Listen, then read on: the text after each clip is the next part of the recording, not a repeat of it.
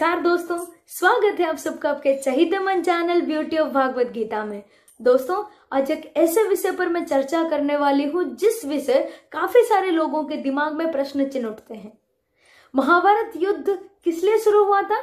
उस जुआ खेल को लेकर, यानी कि द्रौपदी के वस्त्र हरण को लेकर। इस विषय को मैं थोड़ा संक्षिप्त में बताना चाहूंगी कि महाभारत युद्ध इसलिए हुआ था कि जुआ खेल में द्रौपदी का वस्त्र हरण हुआ था। द्रौपदी का वस्त्र हरण इसलिए हुआ था कि पांचों भाइयों ने दुर्योधन के सामने अपने आप को हरा दिया था और उनके पास कोई चारा नहीं था, इसलिए वो द्रौपदी को दांव में लगा दिया था। और काफी सारे लोगों को ये पता है कि जिस वक्त दुशासन ने भारी सभा में द्रौपदी को वहां पे सभा में घसीट के लाया और वहां पे उनका चीर हरण किया, तभी बहुत सारे धनी और गुणी व्यक्ति वहां पे उपस्थित थे, जैसे कि द्रोणाचार्य, पितामह भीष्म और बहुत सारे गुणी व्यक्ति। लेकिन कोई भी जवाब तब नहीं उठ पाया कि द्रौपदी को बचाया जाए।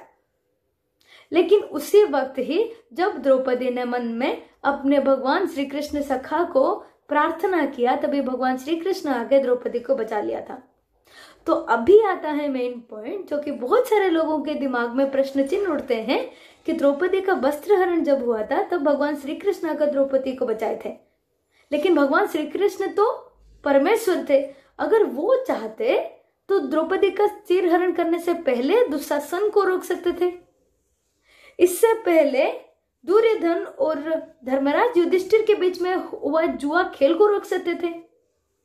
इतने बड़े ज्ञानी व्यक्ति तो महाभारत युद्ध को भी रोक सकते थे।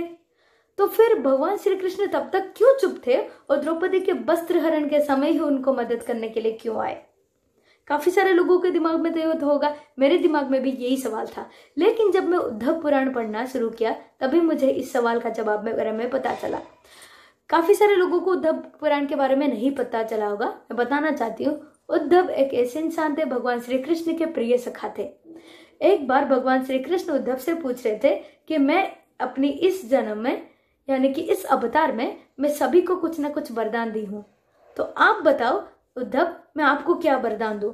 तभी उद्धव भगवान श्री कृष्ण से पूछते हैं, हे प्रभु, मुझे कुछ सवाल है जो मेरे मन में खटकते हैं, वो सब सवाल का जवाब मैं आपसे जानना चाहती हूँ। इससे अलावा मुझे इसी बात से भगवान श्री कृष्ण प्रसन्न होकर उद्धव से कहते हैं, हे उद्धव, मैं जो भी बातें आपको अभी बताने वाली हूँ वो भविष्य में सारे लोगों के पास उद्धव पुराण के नाम में जाना जाएगा।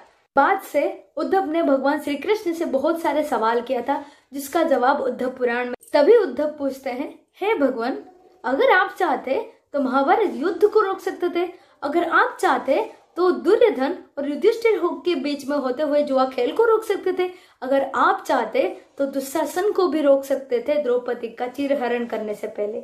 लेकिन आपने ऐसा क्यों नहीं किया?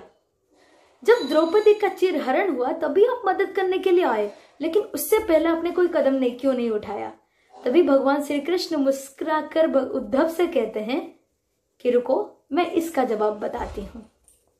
भगवान श्री कृष्ण कहते हैं, कोई भी मनुष्य कोई भी कर्म करे तो विवेक से करना चाहिए। विवेक मतलब अपनी उपस्थित बुद्धि का प्रयोग करना। भगवान श्री कृष्ण कहते थे कि दुर्योधन को जुआ खेलना नहीं आता था, लेकिन वो पांचों पांडवों को हराना चाहता था, इसलिए जुआ खेल का आयोजन किया। लेकिन वो खुद नहीं खेला था, वो अपने शकुनी मामा को पास में बिठा के खेल रहा था, क्योंकि शकुनी मामा जुआ खेल में पारंगम थे। वो अपने विवेक से कर्म किया। लेकिन जब पांचों पांडव जुआ खेल में बैठ गए तैयार होने के लिए, तभी उन्होंने एक बार भी नहीं सोचा कि हमें जुआ खेल आता है या नहीं आता है।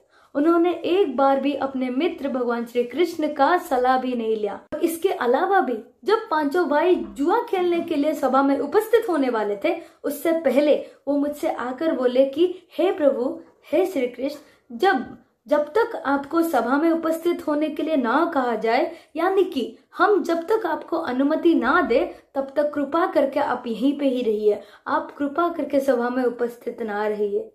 ये कहकर पांचों पांडव चले गए थे। इसका मतलब मैं उनके प्रार्थना से बंधा हुआ था, मैं पांचों पांडव के प्रार्थना से बंधा हुआ था, इसलिए मैंने कुछ नहीं किया। और इसके साथ साथ वो अपने विवेक से भी कर्म नहीं किए थे, जिसका फल उन्हें भुगतना पड़ा। और मैं द्रौपदी का मदद इसलिए किया क्योंकि जब दुशासन उनका चीरहरण करने के लिए भारी सभा में घसीट के ले जाता था, तभी भी द्रौपदी अपने सामर्थ्य से लड़ रही थी। लेकिन जब चीरहरण की बारी आई, तभी उनके मन में सिर्फ एक ही सवाल जूझा कि भगवान श्री कृष्ण कहाँ हैं। इसलिए वो मन में प्रार्थना किया मुझे, और मैं जाके उनको बचा लिया। ये जवाब सुनकर उद्धव तो कुछ तो समझ में आया। उसके बाद भी उद्धव भगवान श्री कृष्ण से पूछते हैं कि हे प्रभु, इसका मतलब ये है कि अगर आपका मित्र संकट में है तभी भी आप नहीं जाएंगे? यानी कि अगर आपका मित्र आपको बुलाएगा, आपसे प्रार्थना करेगा, तभी आप जाएंगे? यानी कि मनुष्य अपने जीवन में जब भी आपको बुलाएगा नहीं, जब तक आपको प्रार्थना नहीं करेगा, तब तक आप उसकी सहायता नहीं करेंगे। यानी कि जब कष्ट की बारी आएगी तब आप चुपचाप होकर देखते रहेंगे और प्रार्थना का इंतजार करेंगे, आप किसी का सहायता नहीं करेंगे। तभी भी भगवान श्री कृष्ण मुस्कुराकर उद्धव से कहते हैं कि हे उद्धव, इसका जवाब भी मैं देना चाहता हूं आपसे। तभी भगवान श्री कृष्ण उद्धव से कहते हैं कि हे उद्धव, परमेश्वर ही सृष्टि करता है, मैं तो सिर्फ इस सृष्टि, इस जगत का एक अवतार हूं। और ये भी बोलते हैं कि मनुष्य जब कर्म करता है उसको ये एहसास नहीं होता कि उसके सामने, उसके पीछे और उसके अगल बगल में परमेश्वर होते हैं। वो ये जाने बिना ही अपने कर्मों को करने चलता है, लेकिन उसे ये नहीं पता होता है कि वो दुष्कर्म करता है या धर्म का कर्म करता है। जब तक उसको पता चल जाता है कि परमेश्वर उसके साथ है, तब वो धर्म का कार्य करता है। एंड जब वो सांसारिक मोह में घुस जाता है, उसको पता नहीं होता है कि परमेश्वर कहाँ है, तभी वो दुष्कर्म करता है। जैसे धर्मराज युधिष्ठिर को ही ले लो। धर्मराज युधिष्ठिर को ये नहीं पता था कि वो अगर मुझे प्रार्थना करने के लिए आते हैं कि आप सभा में मत आइए क्योंकि हम जुआ खेल रहे हैं, ये छुपा के रखा था। लेकिन उन्हें यह नहीं पता था कि परमेश्वर को सब पता होता है कि ये जुआ खेल रहे हैं।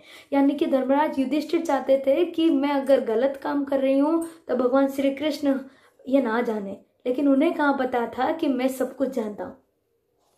इसीलिए वो दुष्कर्म के रास्ते में चले गए। जब तक मनुष्य को एहसास हो जाता है कि सृष्टिकर्ता सब कुछ देख रहे हैं, तभी वो दुष्कर्म करने से एक स्टेप पीछे आ जाता है। मैं आपसे पूछना चाहता हूं दोस्तों, क्या ये सही नहीं है? जब तक हमें पता चल जाता है कि कोई हमें देख रहा है, क्या हम बुरे कर्म करेंगे? बिल्कुल नहीं। मैं तो नहीं करूंगी, काफी लोग नहीं करेंगे। लेकिन जब तक हमें पता चलता है कि कोई नहीं दिख रहा है, चलिए कुछ ना कुछ कर देते हैं, तब हमारे हाथ में कुछ ना कुछ गलती हो ही जाता है। एम आई राइट और नॉट? आप भी सोचिएगा ये सच है या नहीं। तभी उद्धव समझते हैं और कहते हैं, हे भगवान, आपकी सोच तो कहीं परे है, मैं उसके लायक नहीं था। धन्यवाद प्रभु। तो कैसा लगा आपको स्टोरी, आप मुझे बता सकते हैं। तो चलिए शुरू करते हैं आज का श्लोक है। दोषे रेते कुलज्ञानम वर्ण संकर कारकैः उच्चादन्ते जाति धर्माः कुल धर्माश्च शाश्वताः। इस श्लोक का अर्थ मैं आपको बताती हूँ। लोग जब सांसारिक मोह माया में खो जाते हैं, तभी अपना एम ऑफ लाइफ को खो जाते हैं। मैं आपको बताना चाहती हूँ, भागवत गीता के इसी श्लोक में लिखा हुआ है कि हमारे जीवन के लक्ष्य सिर्फ एक ही होना चाहिए, जो भगवान श्री कृष्ण को प्राप्त होना चाहिए। काफी सारे लोग ये भूल जाते हैं जब अपने जीवन में आगे बढ़ जाते हैं। तो भगवान श्री कृष्ण ये भी बताते हैं कि भगवान विष्णु को प्राप्त होना सिर्फ एक ही चीज से हो सकता है, जो कि सनातन धर्म और वर्णाश्रम धर्म। काफी लोगों को इसके बारे में नहीं पता होगा। सनातन धर्म इन हिंदू मतलब ये समझा जाता है कि teaching of Vedas, Upanishad and Bhagavad Gita and काफी सारे रिलीजियस एक्टिविटीज।